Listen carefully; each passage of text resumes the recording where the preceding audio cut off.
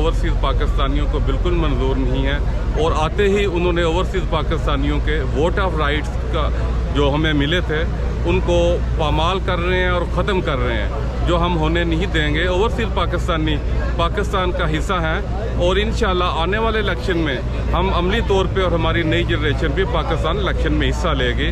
पाकिस्तान जिंदाबाद।